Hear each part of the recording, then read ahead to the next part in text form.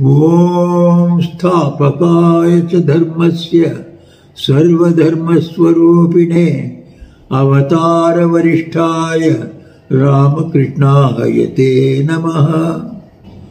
O Ramakrishna, the establisher of the eternal religion, the embodiment of all religions, and the best of all incarnations, we salute thee. In the last reading class, we stopped at page 599 of this book, Ramakrishna the Great Master, Volume 1. We shall continue from there today. Chapter 6, The Mood of the Spiritual Teacher and Mathuranath. The quotation from Bhagavad Gita is given. I shall now tell you, O best of the Kurus, the principal forms which have become and which are unknown to men, for there is no end to these forms. So, we start reading now. It takes a long time for a big flower to blossom. We have already said that the gradual manifestation of the mood of the spiritual teacher in the life of the master took place to a great extent before the eyes of Rani Rasmani and Mathur Babu. A large flower, said the master, takes a long time to blossom. Trees having pith take a longer time to grow. It took not a little time and discipline for the unprecedented mood of the spiritual teacher to manifest itself in the master's life also. It required a continual austere discipline for 12 years. This is not the place for bringing out a description of that sadhana. Here we are specially concerned with the master's mood, and as the spiritual teacher, the flower that blossomed in its full beauty and glory under the rays of the sun of consciousness universal. We shall particularly describe it here.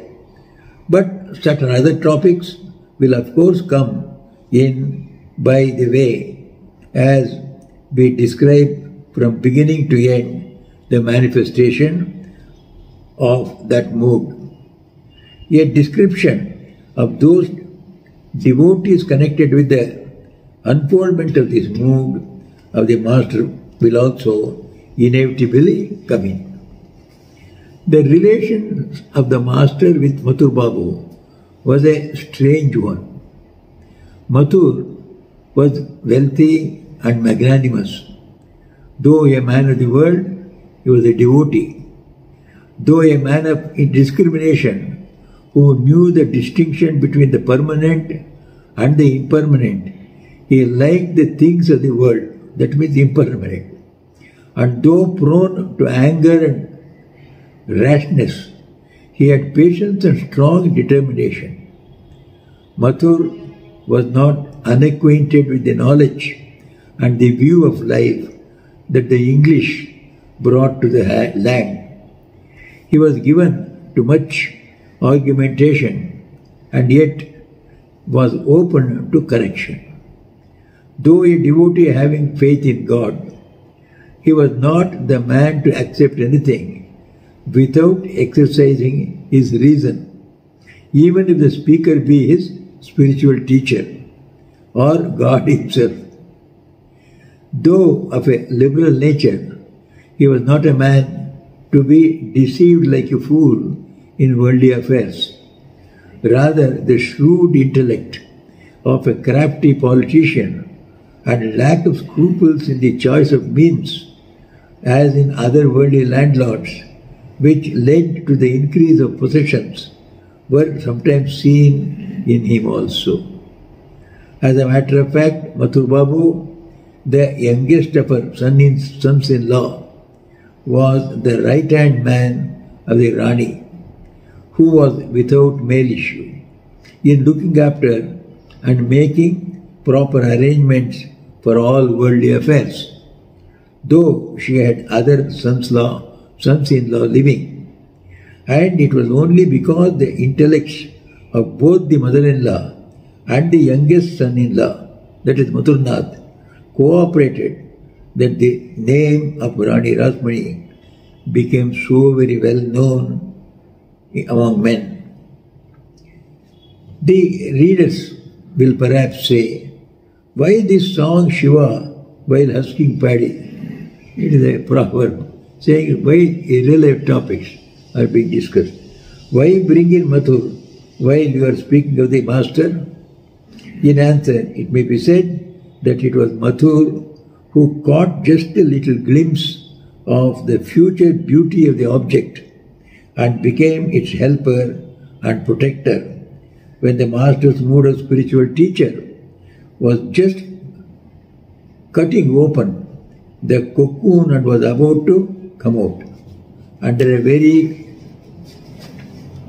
poor, sacred urge, under a very pure, sacred urge. Rani Rasmani built a fit place where this unique character could unfold itself freely. Unique place means the temple of Dakshineshwar. And under a similar noble urge, Mathur helped its further development by supplying whatever else was necessary. It is of course only now, after the lapse of many years, that we can understand it all.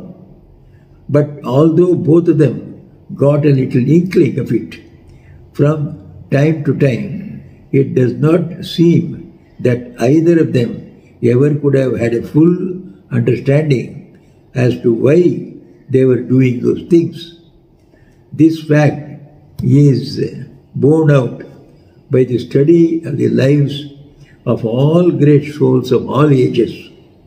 It is seen that a strange unknown power remaining unobserved in an unknown realm clears their path in all endeavors, protects them at all times, in all circumstances, and in all respects, and controlling other people's powers, brings them under the control of those great souls. So this is a universal fact in the spiritual world. Yet the former cannot even know that whatever they do, either of their own accord or out of love for or hatred towards the latter, is for the sake of the latter, contributing to their work and bringing out the power surging within them by the removal of all obstructions. Many things happen in life which God does it, but nobody knows that God is doing it. It is so silent and unseen, the work of God. So that's what the author is referring to. All this is done with so much of secrecy, so to say, that people are amazed long afterwards when the discovery is made. See the result of Kaikeyi's sending away Sri Ramchandra to the forest. See the ultimate result of the lifelong efforts of Kamsa in keeping Vasudeva and Devaki imprisoned. See the result of the building up of the pleasure garden by King Shuddhodhan. Let Siddhartha should be overcome by dispassion. See the result of the cruel Kapalika Buddhists' effort at killing Acharya Shankara by means of incantations. See the result of the acts of enmity with the help of government officials towards Sri Chaitanya's preaching of the religion of love. And see the result of killing the supremely glorious Jesus on a false charge of having committed a crime. Every one of these cases turned out to be the opposite of what had been intended. Like the story of Rama took it contrary ways, and the affectionate friends both always thought otherwise and had acted from their own motives, and will do so in future, applying the whole stock of their subtle policy and worldly wisdom. So all inscrutable things were given examples. So many examples from so many incarnations of God, their lives was quoted, where they intended to do something through an act, the common persons, but its result was exactly contrary to what they expected.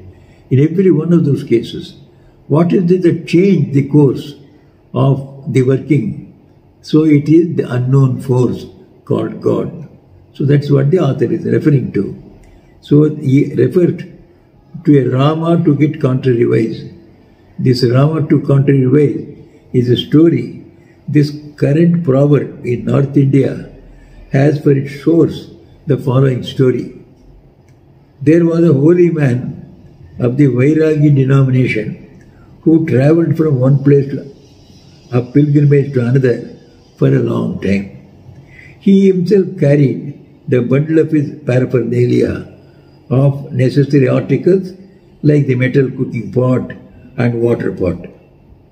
One day, the holy man thought that he might be free from the trouble of carrying the bundle if he could get a horse. As soon as the thought occurred to him, he began to go round to secure a horse on charity. Cried out, "O Rama, please let me have a horse." An army of the king of the country happened then to pass that way. On the way, a mare gave birth to a young one. View, thought the rider of the mare, the army will march from here immediately. The mare can walk, but how can I take the young one that is just born?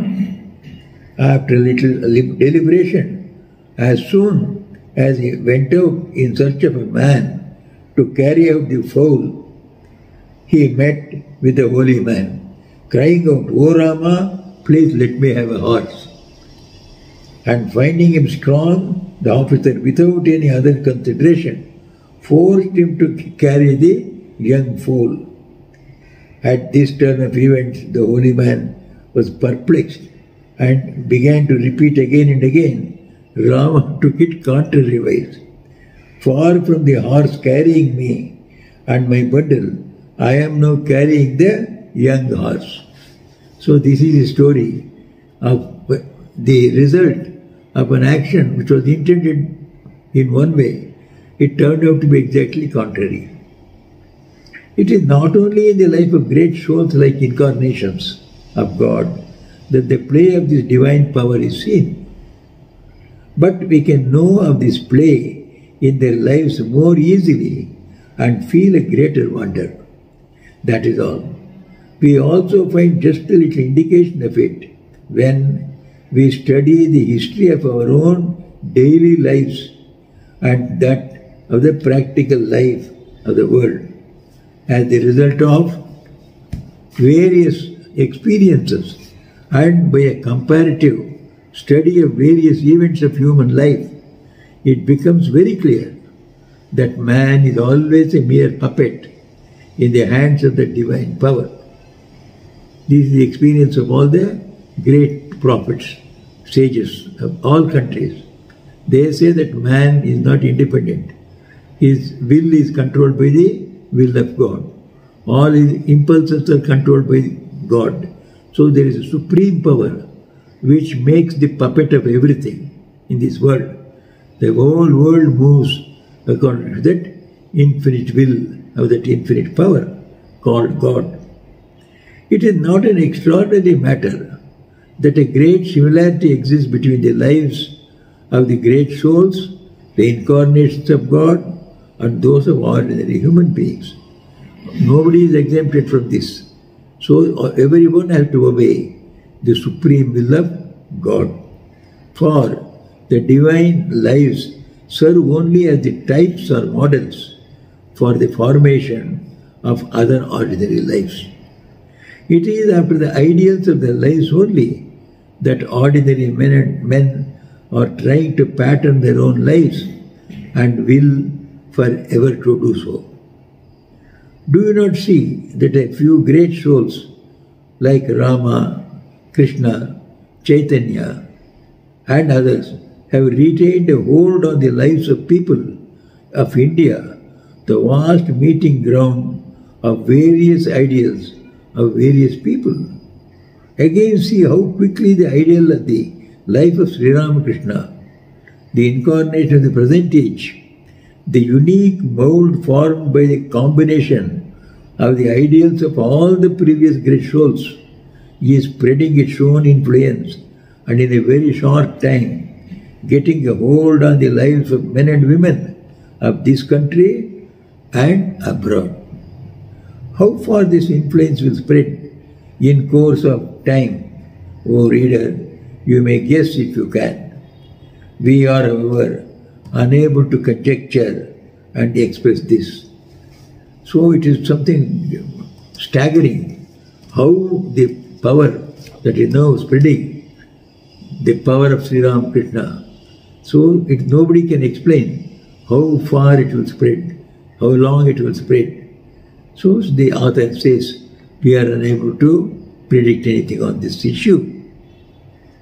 Another point in Mathur's character needs a little analysis when we are told of the manner in which he had more than 100% love and reverence for the Master. Our minds, clouded with doubts, think at the very outset the man must have been an absolute fool. That means Mathur. Can a man otherwise have such love and reverence for another ordinary man? Had it been we would have defied Ramakrishna to generate, by the strength of his character, so much love and reverence in our hearts. So Mathur Babu was a very weak person, therefore he could be influenced. We will not be influenced. That is how some egoistic people talk, as if it were a matter to be condemned to have love and reverence. We are therefore trying here to state and explain to the reader exactly as much about Mathur as we heard from the Master, and can say that Mathur was not a man of an over-naive nature. He was not in any way less intelligent or suspicious than we. He also was suspicious of the Master's character and actions, unintelligible to man, and did not spare himself in testing him at every step in the beginning. But of what avail was it? How could the Airavata of Mathur's skepticism withstand the force of the strong and furious current of the very powerful Mandakini, that is Ganges, of the Master's unprecedented and unheard of spiritual mood, with knowledge for its roar and divine love for its eddies. So this is the story of Mandakini, the Ganges, carrying away the elephant of Indra, the heavenly god. So Indra's Airavata was washed away. It is the reference in the Purana. So it says the metaphor is from the Hindu Purana. The story is, while Bhagiratha was bringing down Ganga on earth from heaven, she got into a place in the Himalayas surrounded on all sides by rocks, which she failed to pierce through or overflow. So Ganga became stagnant amidst the Himalayan ranges. In her plight, she asked Bhagiratha to go to Indra's elephant, Airavata. Airavata is the name of the white elephant that Indra used to ride, and to request him to pierce the rock with his tusk to make an outlet for her. When Airavata was approached with the request, he made an indecent proposal in his vanity. Perhaps he proposed marriage with Ganga. All right, I'll make a passage for her, but she should marry me. Something like that. he proposed an indecent proposal in his vanity. When up from the sad face of her child, for Bhagirath was looked upon her as a mother, Ganga understood the matter. She sent him again to Airavata with a counter proposal that if he could withstand the strength of but 3 waves of hers, she would consent to his proposal, perhaps to marry him. Airavata, the elephant, blinded by his vanity, took this proposal to be already agreed upon, came and pierced the rock, but could not withstand the very first wave of Ganga and was carried off Ganga. So, he could not, as soon as the water was released, he could not stand, he could not get his balance. So the Ganga took him away, far away, perhaps threw him off somewhere. So he could not stand the competition and failed in the competition. That is how the story goes. So completely defeated, so was Mathur's skepticism rendered useless. Just as the Airavata first boasted he would do the job, but he would want his promise to be fulfilled. Mathur also thought that he will succeed in his work of finding the depth of or the reality, fact behind how Sri Ramakrishna was behaving. But it was all rendered useless. Completely defeated, Mathur had to take refuge at his holy feet wholeheartedly. He could not succeed in probing how Sri Ramakrishna acts like this. Whatever he says comes true. He is able to do something extraordinary. Nobody could ever imagine, leave alone do. So he tried to probe, but he could not find any fact. It will not therefore take long to understand that we are describing the Master's mood of the spiritual teacher, though we are speaking of Mathur. Mathur was attracted to the Master at the very first sight on account of his straightforwardness, like that of a boy, his sweet nature and good looks. Afterwards, during the first stage of sadhana, the state of the divine madness began to come on the Master, and he sometimes lost control over himself. While he was worshipping the Universal Mother, he was beside himself with joy at the vision of her within his heart, and worshipped himself, because Mother was sitting inside his heart. So he was just putting flowers and other things upon his body, as if to worship the Mother who is sitting inside him. So he was beside himself with joy and vision of her inside his heart, and worshipped himself. Then, on account of the force of the strong current of the love of God, he overstepped the limits of ceremonial devotion and became an object of opprobrium and suspicion to the people of the temple for performing in his daily life various acts of great devotion in a way contrary to the spiritual injunctions and having no meaning in the public eye. The keen intelligence and the sense of justice in Mathur, a man of the world, suggested immediately, nothing again shall be entertained without seeing things with my own eyes. For I knew him to be a beautiful and straightforward nature at the first sight. That is why Mathur came secretly to the Kali temple, who observed all Sri Ramakrishna's actions minutely, and as a result came to the conclusion, young Gadadhar is a living embodiment of divine love and straightforwardness.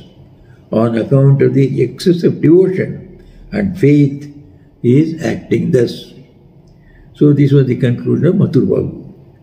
This is why Mathur, an intelligent man of the world, tried to convince him thus: it is good to do what suits one, if only it can last.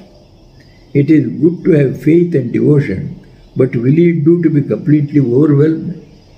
You cannot but be an object of condemnation to others for this.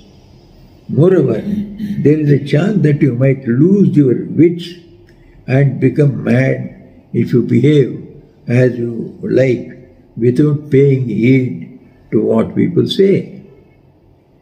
But although he tried to persuade him, that is Sri Ramakrishna, in this way, the feeling of devotion lying dormant within Mathur became awakened by virtue of good company, and sometimes he would suddenly exclaim, "But this kind of behavior, as of mad people, issuing from intense devotional feelings, has been heard of in the case of Ram Prasad and of the other earlier sadhakas.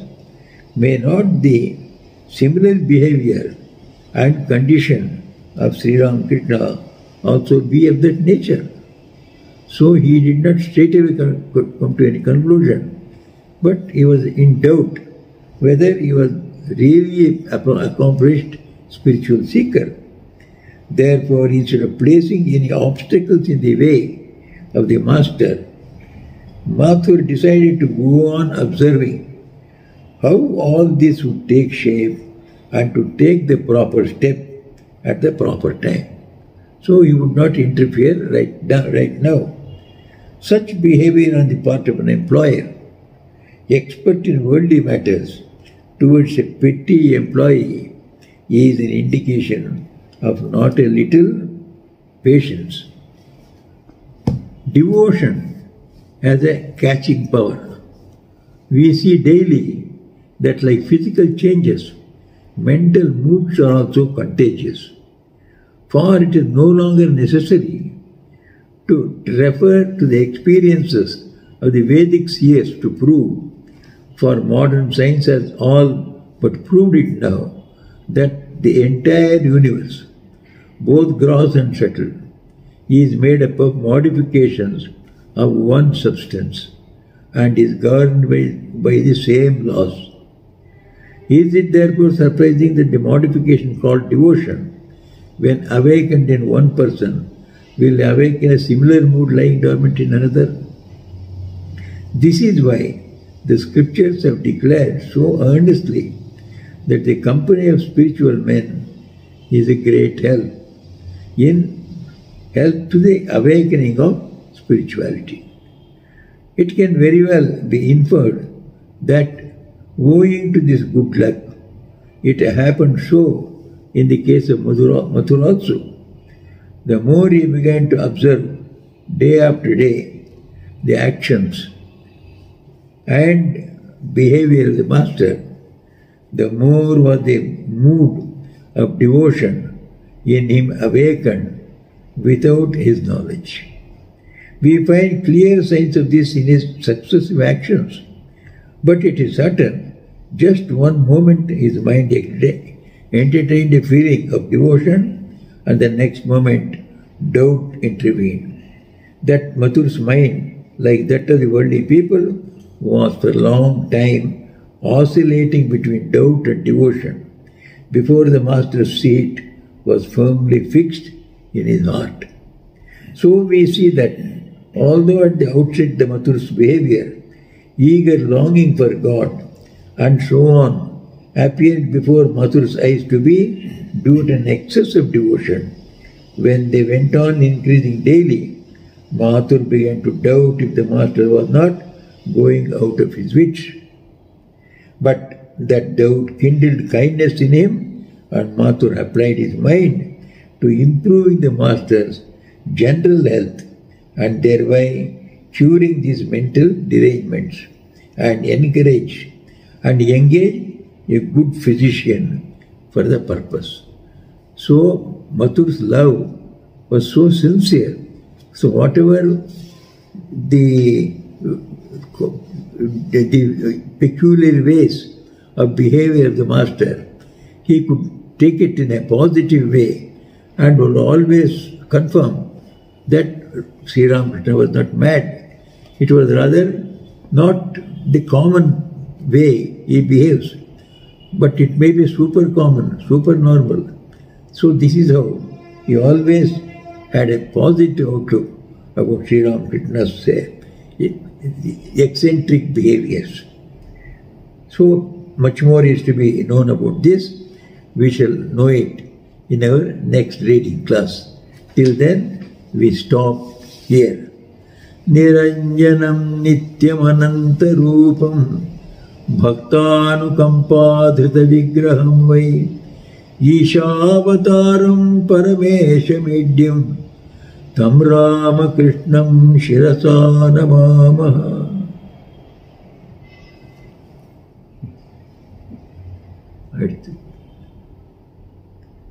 The English translation. O Ramakrishna, the timeless one, the eternal one, the one with infinite forms, the one who has assumed a form out of compassion to the devotees, the one who is incarnate Supreme Soul, the one, the adorable Lord of all, we salute you, bowing our heads.